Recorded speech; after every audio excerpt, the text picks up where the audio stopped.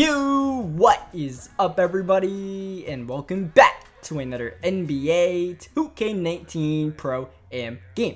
Today we're going against Killing Vibes with a 10-2 record entering this game, and their point guard averaging a hefty double-double. So this is going to be quite the matchup for us individually and for our squad as we get a turnover right there. It was the end of the shot clock, so we didn't really have much going, but that actually bounced off of us as they go alley-oop to the center, who jumps over us like he's Giannis over Tim Hardaway. I thought we were in decent position to stop that on the switch, but I guess not. Right away, you can see their game plan offensively, which is just pick and roll with the 1 and the 5. Point guard open for 3. He's got that to go. He's got that shot in his archetype. So Michael and I are going to have to work on our switches a little bit if they continue running this game plan. On this side of the ball, they're running a zone. So we can break that apart with some passes. That was wide open for Deli. He had the whole left side, but unfortunately not able to knock down that mid-range jumper.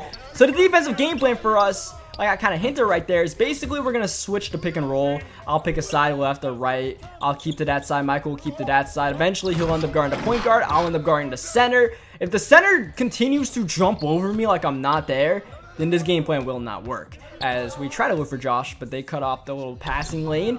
They kind of cut off the driving lane as well, but we actually make that jumper shot. The silver relentless finisher, I guess, as we try to break apart this zone by moving without the ball. Now we're moving with the ball all the way to the rim for the slam dunk early on. 4 points, 2 assists, accounting for a decent amount of offense for our team, but this is a low-scoring game as that alley-oop is no good. We actually messed up the switch right there, but thankfully they got a bad animation on that alley-oop, so we were able to get the reach and foul. You see, we're trying to hold up inside, make him hold the ball for a little bit. Michael is there with the help D and the rebound. I feel like this game plan can work as we go all the way. And the foul. We're racking up the points early on with easy buckets at the rim. And unfortunately, when we give it, we take it away. We get called for a reach and foul right there. Only the second foul of the quarter, but enough fouls in the last 2 minutes of the game to where that'll send them to the line for 2 free throws.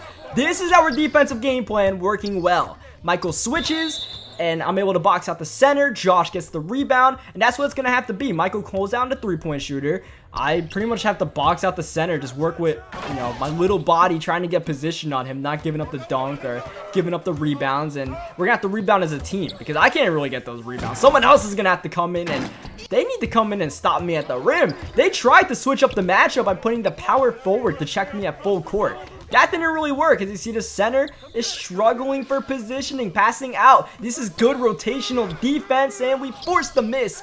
They get the rebound, but look at us inside. Good shot contest. This center is trying to play bully ball. He's got a rebounding athletic finisher, so he's going to try to just put up whatever he can, whatever mess, and hope that his archetype can dominate and get rebounds in that situation. But if we could beat him out with fundamentals, I feel like this is the game plan right here. This can work for us to win this game as Walsh misses the open 3 right there in transition. They got numbers up ahead, and they're eventually going to get, I believe that's a deep 2. Shot goes down, and yes, he had somewhat of a foot on the line right there. Their lineup is pretty interesting. They have 2 rim protectors at power forward and small forward. Not lockdown defenders, but rim protectors, including one at small forward, which is a little bit, you know, not the ideal setup.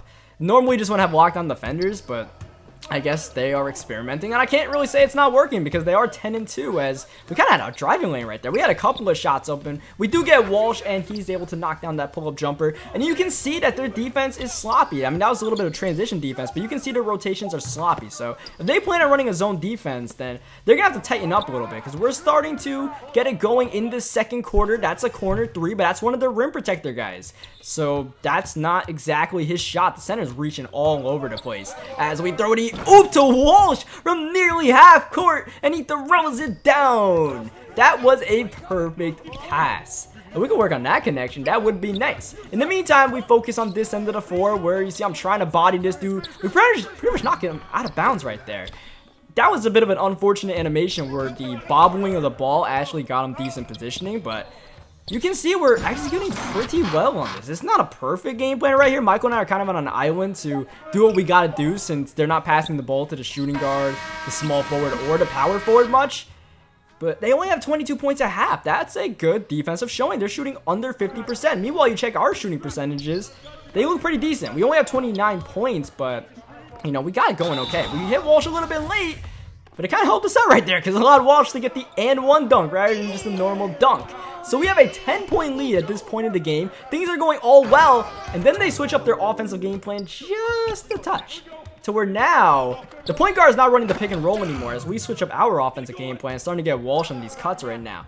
The shooting guard is running the pick and roll with the center. So now it's up to Josh and Michael to really get going. I guess they kind of just canceled out the point guard thing since we had it slowed down pretty decently. They decided that the shooting guard might have a better chance to run the pick and roll. Maybe they can find something going with Josh and Michael, whatever it may be, as we end up missing that pull-up mid on the other end. That's a pull-up 3, and that's gonna go down. And they are starting to get back into this game. We haven't gotten a bucket in a quick minute. They're starting to get a quick bucket or two. Michael in the corner. We needed that shot to slow down their momentum, and we got it. But once again, you're gonna see the shooting guard. This is Scrappy. He's running. He tried to take a pull-up jumper right there. That was not the move. As the center gets that contested shot. That wasn't really much of the pick and roll, but you can see what their game plan is. The point guard, he's gonna be one of those guys now that just doesn't touch the ball, which is cool for me. I don't gotta really do much on the defensive end. I just hope that, you know, Josh and Michael can get the switches going the same way that Michael and I had earlier, and Michael unfortunately sags off just enough to where that guy can shoot the 3. I believe that guy can shoot the 3 better than my guy, so Michael's definitely gonna have to be airtight on that one. That was a bad pass. That guy just read the passing lane right there. I had a wide open jumper. Right away, as soon as I threw, I was like,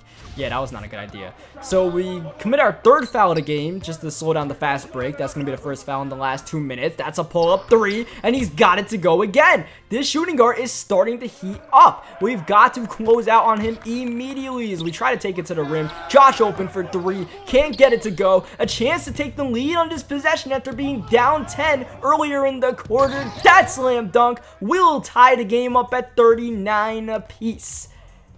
Offensively, I feel like we're still doing okay. Defensively, we've got to adjust. We got to make at least one more adjustment. And that's what Pro-Am is all about. That's the beauty of the Pro-Am. That's what's so great about this game mode is that, you know, everybody's limited in their archetypes. Not everybody's, you know, a super demigod or anything like that. So you've got to do this. You got to get an initial game plan, and after that, if someone stops it, which a good team normally will stop your first, you know, idea of an offense, you come back with a second idea of an offense, and a third, and a fourth.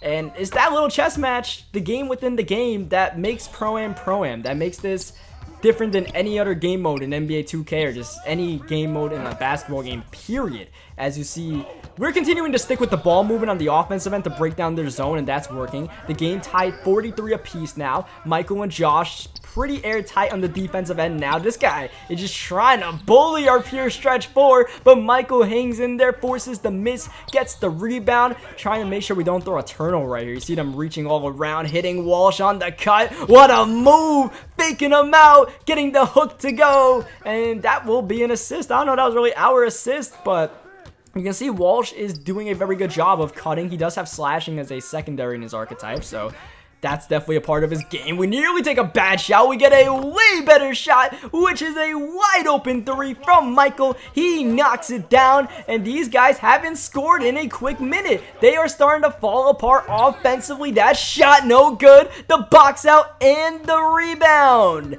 And a chance to hopefully score in transition, driving, drawing to the alley-oop to Deli, the pure sharp. We are clicking right now with a double-double. About 2 minutes left in this game and a wide open mid. Oh, once again, we don't knock down the mid. I mean, maybe I lied. Maybe Headband Danny Tice doesn't knock down all his jump shots. 2 wide open ones, and that one could have potentially been the dagger. But look at us grabbing these rebounds and drawing the foul. His 5th foul of the game, and the next foul would put them in the bonus. And that's the end rate. That's the guy that was checking us at full court. A step back 3 is good. We don't knock down the mid, but the step back 3 is pure. That was potentially the shot to dagger this game as we get the steal, and that will be their power forward, fouling out the game and putting us in the bonus, sending Michael to the free throw line. And this team has been on 43 points for quite a while. A desperation fading 3 is no good, and defense is the name of the game today. We have a hefty stat line right now, and since the power forward fouled out, no one is in that area to check us for 3. We are on fire. Activate the takeover badge. Walsh with the steal, and unfortunately Walsh throws an alley-oop. I was like, come on, dude, I just activated my takeover badge. You're really gonna throw me an oop like half their team on me? We actually got a missed shot on that one. I was trying to break ankles or something, but we pretty much have this game in the bag, thankfully, as they take that 3 and it's not gonna fall down. They are still stuck at 43 points. They might have scored 4 points in this quarter. So, just a complete meltdown on that end for them, as I try to get Deli a charge right there, bringing this guy in, and that's going to be the end of the game. And contested 3 is no good. They end the fourth quarter with 3 points. So, a complete lockdown defense effort, and we got 23 in the fourth quarter, so if that's a 4-quarter adjustment, I don't know what is. I mean, that was pretty good, man. Hope you guys enjoyed the video. Leave a like if you guys did. Subscribe for more NBA 2K19 gameplays, and I'll catch you guys next time.